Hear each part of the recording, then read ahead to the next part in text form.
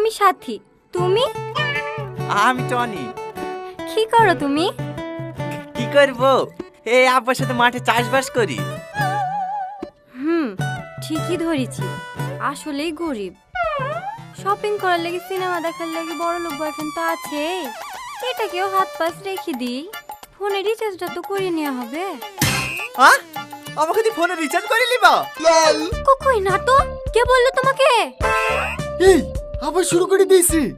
না রে, ও এক্ষুনি মনে মনে বললো ওর বড় লোক বয়ফ্রেন্ড আছে, আমাকে হাত পাশ রাখবে।